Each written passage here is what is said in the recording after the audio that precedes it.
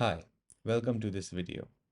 If you are watching this video, you are probably a tutor who is onboarded on Baccalytics and you want to learn how to operate the system. I will make this video as brief as possible because most of your expertise on the platform will come from experience and this is just a guided tour. When you sign up on the platform, you will have a dashboard like this. You will see all the grade levels for which you have opted in the onboarding process. All the subjects associated with those grade levels will also be shown over here.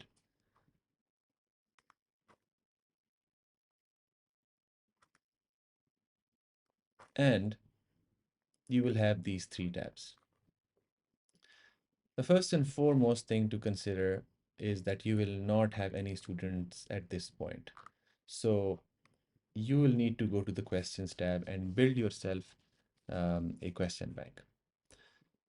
The reason why you need a question bank is that this platform heavily relies on assigning students tasks which are highly qualified, by which I mean that that specific task is connected to the success criteria of that subject, to some topics and subtopics, difficulty level, so that if a student is not performing well on that specific topic, we can gather analytics on the learning of the student.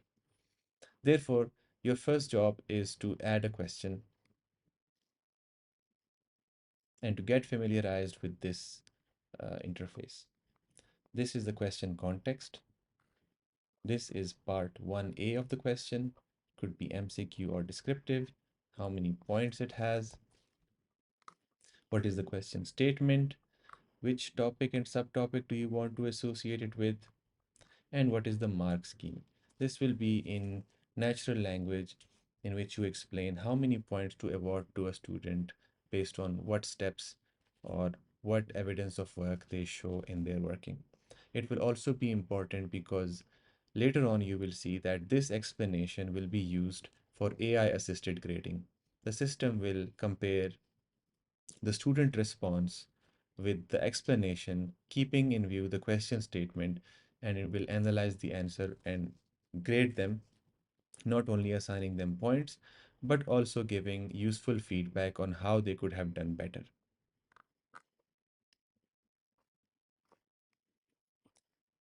You can see that my question bank already has some questions. Once you have a healthy question bank, you can start assigning your students some homework or assessments. You can go to the exam tab and you can create your exam. I already have some exams, so I will just edit one and show you how it looks like.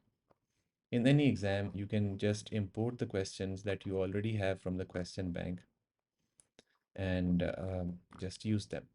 So this is why I'm recommending making questions first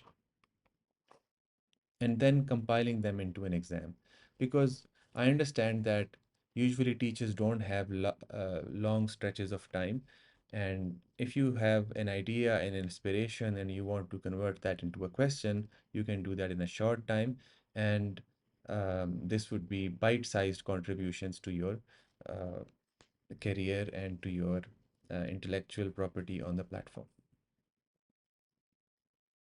Once that's done, you can assign the work that you have created, the exams that you have created to your students. Since you will not have students right now, you will not see the list, but you can copy the link and send it to the students.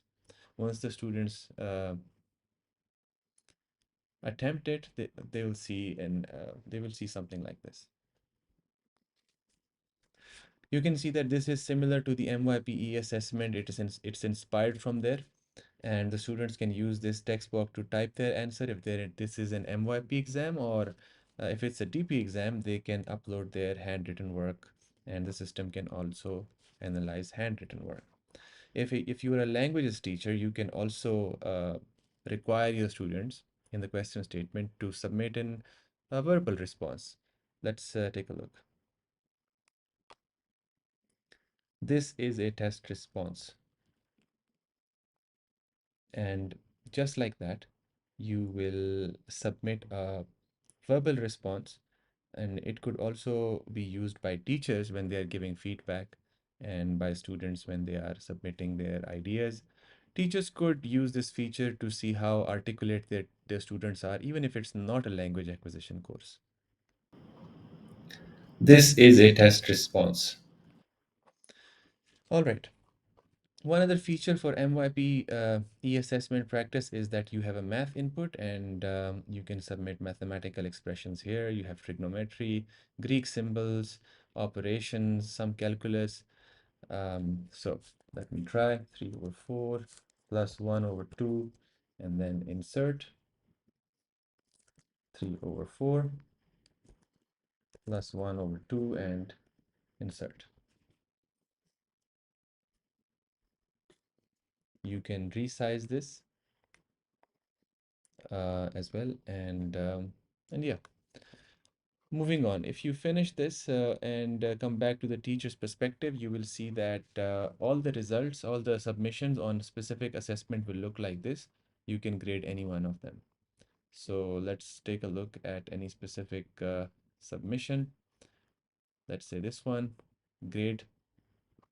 This one is already graded, so I'm going to remove the graded part and I'm going to show you how it works. So this one has only one question. I select this and I hit auto grade, and it will compare the question, explanation, and the student response and will give a feedback. So this will be the first draft of a feedback. It's not final. So as a teacher, you should always exercise your discretion and see if you agree with each of the feedback in the points or not. Because if you keep doing that, and once you agree with the feedback, you can select this checkbox, and this will help the model to get trained on how you like to grade. So that means the more you use the platform, the more it becomes wiser and it will make less mistakes. After doing that, you can show individual assessment analytics on that specific task like this, what level they got, what was every question that they solved, what feedback they got, etc., etc. If you keep doing this, then over time you will develop some analytics for your students and it will show like this. You can see that this is performance over time and all these data points show student submissions over time. This will enable you to have a conversation with parents, not just about how the student is performing right now, but how they have been performing over the years. So right now you can see that I have a time slider, and when I move that time slider, it shows us that right when they started, what was the situation, and as time progressed, each of the dots shows a submission, some sort of student work from which we are gathering data, and we are showing that over time this is what has happened. So you can also see that the more data points we have, the more confidence we have in our prediction. Moreover, if you scroll down and use the same slider, you can get an even further breakdown of analysis, that how did they um, perform over time on each topic of the subject. In MYP, we also have the same feature for criteria performance. So this was a short overview of the platform. If you think that this will be helpful for you in your tutoring journey or your teaching at school, you're welcome to use it. And if you think that it is also something that will extend your memory for all your students and you will not have to remember every student's performance in your mind, which is not practical. All other industries are offloading memory to computers. Why not in teaching? So think about it and give us your feedback and keep using it. And good luck.